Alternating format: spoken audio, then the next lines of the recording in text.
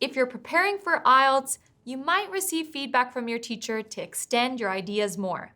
This is a common challenge for many students. So in this video, I'm going to tell you one word you can use to accomplish this, and I'm going to show you 3 different ways you can use this word during your speaking test.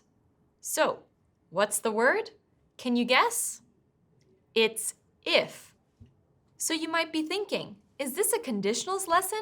First, second, third conditional? No. This video is all about how to practically use the word if and why you would use it to improve your IELTS speaking score.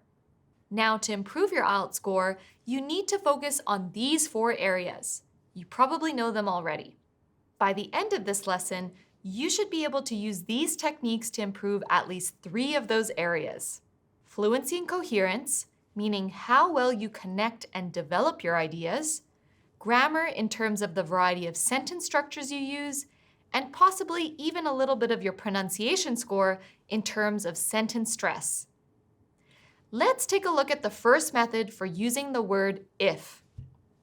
Now imagine you're at the final part of your test, the last 5 minutes, and you're having a very open discussion with the examiner. They might ask you a question that looks like this. Food is always better in an expensive restaurant than in a cheap restaurant. Do you agree? Will there be a greater choice of food available in shops in the future or less? Is it a good idea to learn a foreign language? These are all position-based questions. They want to know what is your position. What is your opinion on this? Is it a yes, a no, or it depends? Saying it depends is one simple way to improve your score. But the important part, the really important part, comes after. You've said it depends, now you have to explain it. This is the first place you can use the word if. So you've said it depends, now give one circumstance. If, explain the position, then, but if, explain the other position. Let's take a look at an example. Here's my answer to the first question. Is food always better in an expensive restaurant than a cheap restaurant? My response might be, it depends. If the food is expensive because the restaurant has a famous chef, then the food would probably be better. But if the food is expensive because it's in a cool part of town or because they want to be seen as high quality, then it's probably not worth the money.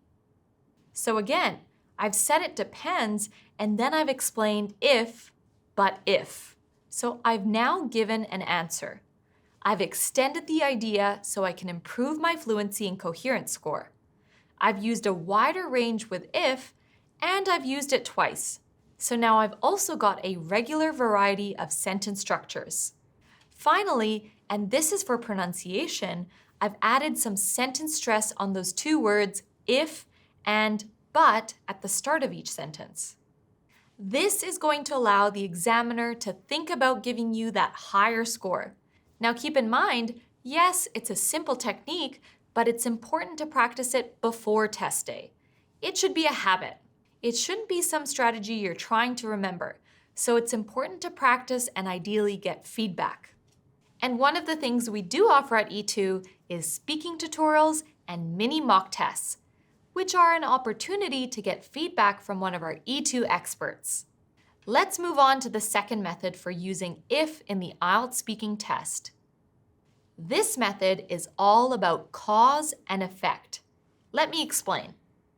Here are 3 more position-based questions. Should governments provide free healthy lunches to all elementary school and high school students? Yes, no, or maybe it depends.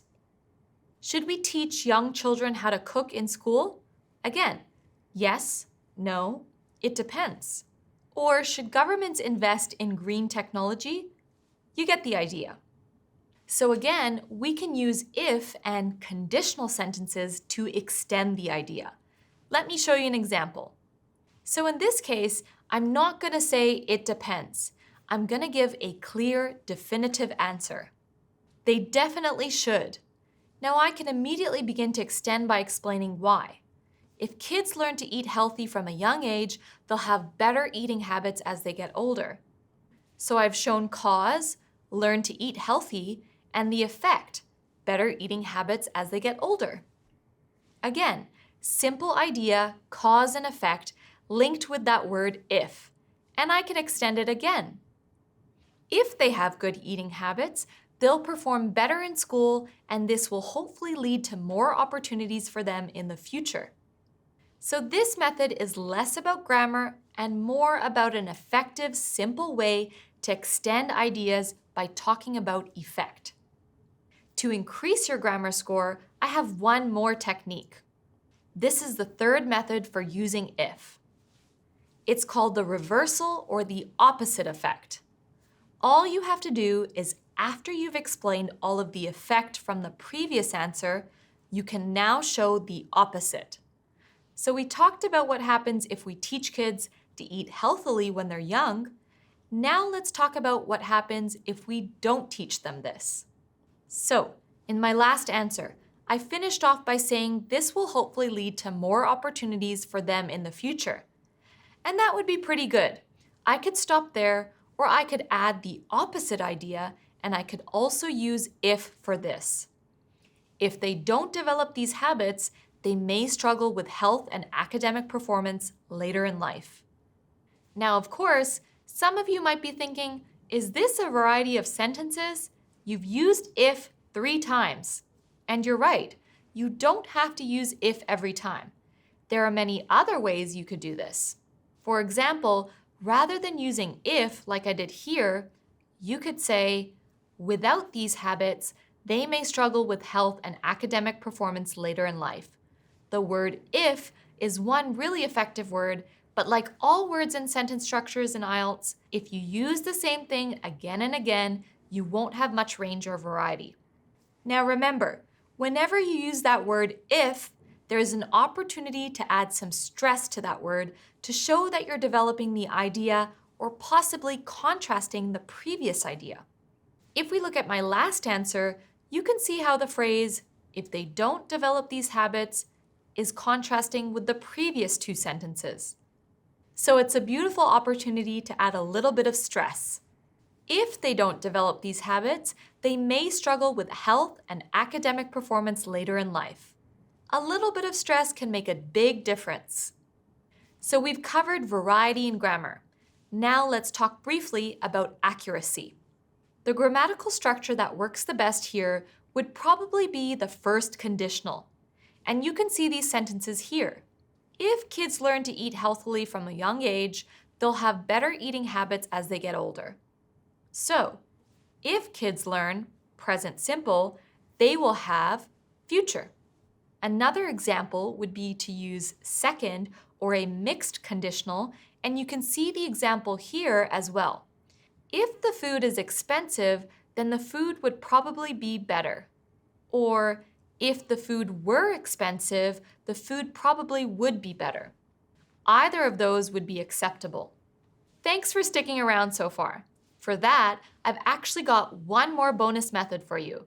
This is for the really advanced users of English, and you'll understand why when you see it. So if you've learned something from the previous 3 methods, great. That's going to help out. But let's take a look at the advanced technique. This is method number 4, and it builds on the other techniques.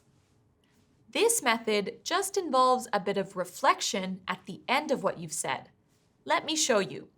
Here's this example again, and remember that I said this will hopefully lead to more opportunities for children in the future. Now, I'm thinking about this.